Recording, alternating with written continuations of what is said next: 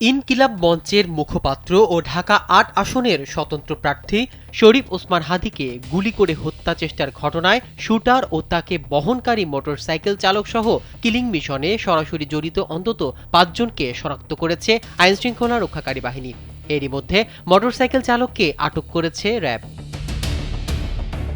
আইনশৃঙ্খলা বাহিনী জানিয়েছে, হাদীর মাথায় গুলি চালানো শুটার নিষিদ্ধ ছাত্রলীগ নেতা ফয়সাল করিম মাসুদ ওরফে দাউদ খানকে শনাক্ত করা হয়েছে। তাকে গ্রেপ্তারে পুলিশ, র্যাব ও গোয়েন্দা সংস্থাগুলো একযোগে তৎপরতা চালাচ্ছে। গতকাল বিকেল পর্যন্ত রাজধানীর অন্তত ৫টি এলাকায় অভিযান পরিচালনা করা হলেও বারবার অবস্থান পরিবর্তনের কারণে তাকে ধরা যাচ্ছে না। এখন যে কোনো ব্র্যান্ডের পুরাতন এসি বদলে নতুন ওয়ালটন এসিতে উপভোগ করুন 25% ছাড়। শনিবার ডিবি প্রধান অতিরিক্ত পুলিশ কমিশনার মোহাম্মদ শফিকুল ইসলাম কালবেলাকে জানান, মূল সন্দেহভাজনকে ধরতে আমাদের তরফ থেকে সর্বোচ্চ চেষ্টা করছি। এজন্য সবার সহযোগিতা দরকার। জানা গেছে, হাদীকে হত্যা চেষ্টায় জড়িত ৫ জন সাম্প্রতিক সময়ে তার আস্থাভাজন হয়ে ওঠেন বলেও তথ্য মিলেছে।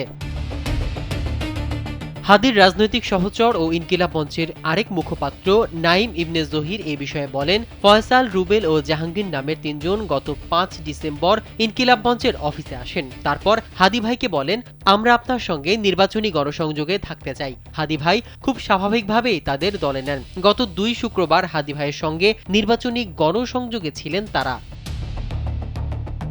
ত্রয়োদশ জাতীয় সংসদ নির্বাচনের তফসিল ঘোষণার পরদিন দুপুরে গণসংযোগ শেষে রিকশায় ফেরার পথে রাজধানীর পল্টনের কালভার্ট রোড এলাকায় হাদীর উপর এই হামলা হয়। মোটরসাইকেলে করে আসা শুটার খুব কাছ থেকে হাদীর মাথায় গুলি চালিয়ে দ্রুত পালিয়ে যায়। পরে আশঙ্কাজনক অবস্থায় তাকে ঢাকা মেডিকেল কলেজ হাসপাতালে নেওয়া হলেও পরে তাকে এভারকেয়ার হাসপাতালে ভর্তি করা হয়। এভারকেয়ার হাসপাতালের মেডিকেল বোর্ড জানিয়েছে, হাদীর কিডনির কার্যক্ষমতা ফিরে এলেও তার সামগ্রিক অবস্থা এখনও অত্যন্ত আশঙ্কাজনক।